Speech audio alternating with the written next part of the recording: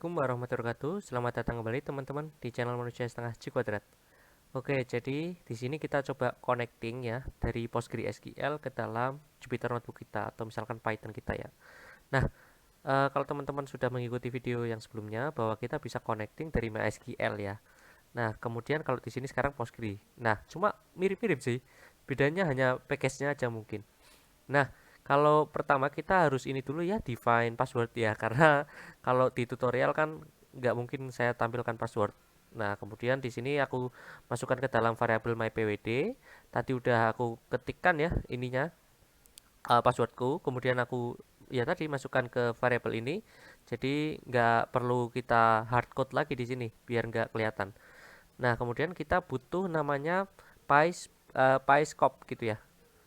PyScope ini gunanya untuk apa? Ya, untuk connecting tadi ya dari Postgre kita ke dalam Jupyter kita.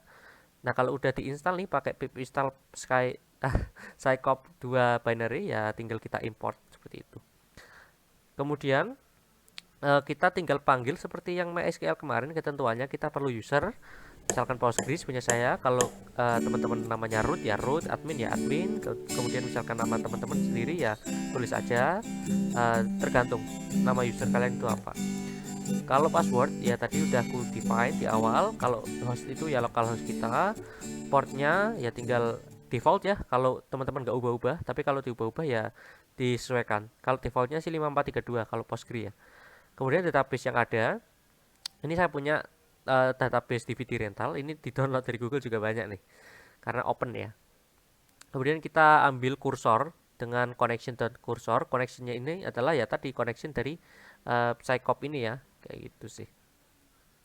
Oke, kemudian ini udah run, udah oke ya. Ini kenapa nilainya 25 karena udah aku coba-coba dari tadi. Nah, kemudian di sini core.execute ya kita mau apa? Pertama execute versi, contohnya ya. Jadi versi Postgre kita berapa? Kemudian kita setelah di execute kita fetch one. Nah, jadi bukan fetch one, bukan ini ya tokoh One Piece ya, tapi dia fetch one itu kita menampilkan satu aja, uh, dan apa yang ditampilkan ya versi dari si Postgre-nya. Kemudian kita lihat Postgre-nya 13.1. Kalau teman-teman lihatnya di masa depan mungkin udah ada versi yang terbaru ya, mungkin agak beda. Nah, selanjutnya kita coba list all tabel karena kita mau tahu sih di database DVD rental itu ada apa aja. Tinggal select tabel name from information schema the tables, kemudian di mana tabel skemanya misalkan public. Nah, jadi ini sesuai script SQL biasa. Kemudian kita looping biar rapi. Jadi printnya ke bawah nantinya. Table in ini kursor maksudnya ya dot fetch all. Nah, ini fetch all kenapa? Karena isinya banyak, nggak cuma satu. Nah, inilah tabel-tabel yang saya punya di DVD rental. Ada aktor, customer list, kemudian film, ada store, sales, dan sebagainya. Nah, kalau misalkan kita mau create new tabel, ya tinggal sama ya, kayak biasa kita query SQL. Create tabel, namanya apa, tabelnya misalkan mobile. Kemudian kita butuh variabel namanya apa, misalkan ID, model, dan price. Di sini ada tipe data integer, text, dan real. Nah, yang ID ini adalah primary key dan dia nggak boleh nol, tentu saja karena dia primary key. Kalau yang model misalkan dia nggak boleh nol juga, tapi dia bukan primary key. Nah, kalau teman-teman belum tahu apa maksudnya primary key itu bisa dilihat di ini ya.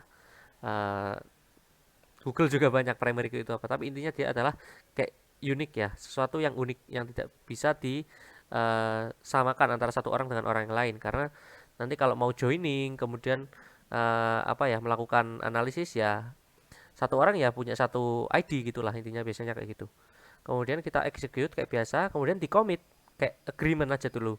Ketika kalian udah querying, di execute, oke lah kita commit, nanti kita menghasilkan suatu tabel baru ini.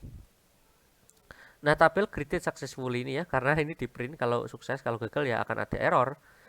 Nah, kemudian di sini kita list all tabel lagi biar memastikan ya, confirm aja bahwa di sini udah ada mobile. Kalau di awal nggak ada tuh. Coba kita lihat ya. Nah, ini film nih yang paling terakhir yang dibuat. Kalau di sini mobile. Nah, coba kita ini execute apa saja sih row atau isian yang ada di tabel mobile. Tentu saja harusnya kosong ya. Kita fetch all, kita lihat bahwa kosong. Nah, ini list kosong. Karena memang belum ada isinya. Baru dibuat kan. Nah, kita coba isi insert into mobile kayak script SQL biasa. Apa aja nih? ID, model, price. Isinya apa? Misalkan one iPhone 12 dan harganya berapa? Misalkan 11 ini berapa sih? 1.100 ya. Misalkan dolar lah ya, 1.100 dolar. Nggak tahu juga di mata uang apa. Kemudian kita execute. Nah, setelah itu di commit lagi. Nah, coba kita execute lagi. Apa yang di execute kali ini? Setelah kita insert, kita execute untuk select bintang atau kita select all lah ya. Nah, sekarang yang tadinya kosong, sekarang sudah jadi ada satu isian. Nah, kalau kita mau updating, kalau yang ID-nya satu, kita ubah jadi price-nya 1.500. Nah, ini 1.100 ya awalnya. Coba kita run. Semuanya sama ya, seperti yang awal, cuma bedanya hanya di sini query-nya aja yang diubah-ubah. Nah, ini harganya sudah jadi 1.500, nih naik nih. Kayak harga ini ya, pemain sepak bola sekarang inflasi. Oke, kemudian di sini kita coba delete. Apa nih yang di delete ya, yang ID-nya satu nih. Ya ini cuma satu doang emang data kita. Nah, coba kita delete query, commit kayak biasa, kemudian select bintang. Coba kita lihat kosong karena udah di delete. Kalau mau delete tabel ya tinggal drop, kemudian table, nama tabel kalian. Ya sesuai dengan script SQL biasa. Coba kita converting ke pandas ya, karena kadangkala kita nggak hafal script SQL. Biasanya kita misalkan lebih paham pandas query gitu ya, pandas script. Ya udah kita tinggal ini aja. Misalkan select bintang from aktor ini, jadi kita mau ambil semua isian dari tabel aktor, kita masukkan ke pandas. Nah, coba ini hasil dari fetch all-nya ya, kita masukkan ke variabel hasil. Kemudian dari variabel hasil kita masukkan ke data frame, pandas data frame, pd.dataframe. Nah, ini kita load ya, kita nunggu df.head dulu. Ya, take time ya, karena kita ubah ya, masukkan ke dalam data frame. Nah, ini udah selesai, tapi ingat ya, yang atasnya masih belum terisi karena memang fetch all ya, ya ngeprint isinya aja, tapi nggak ngeprint nama tablesnya, nama kolomnya sorry. Nah, kemudian kita coba pakai SQL Alchemy. Kalau pakai SQL Alchemy, ya sama ya, pakai Create Engine. Bedanya apa dengan yang kemarin video yang lalu ya? Itu di sini aja. Kita pakainya PostgreSQL plus Scicop gitu kan. Kalau kemarin kalau nggak salah apa ya? Pokoknya ininya SQL, mengenai SQL ya. Saya udah lupa juga nih. Jadi di sini nama kalian, misalkan nama kalian tadi ya root atau admin atau nama kalian sendiri. Nah, ini password, kemudian kita localhost lagi. Nah, ini nama database kita. Coba kita create engine. Apa yang di create ya, ini ya, script yang tadi. Nah, udah selesai nih. Coba kita pakai pandas untuk read SQL query. Kita ambil SQL query-nya, kemudian kita ambil konektornya. Konektor kita engine ya di sini ya. Nah, kemudian kita df.head ya, kita cepat juga ternyata. Padahal saya akan bilang kita nunggu sebentar gitu. Oke, udah keluar ya. Ada aktor ID, first name, last update. Ini bahkan diberikan apa namanya, nama kolom. Better lah ya daripada yang atas ini.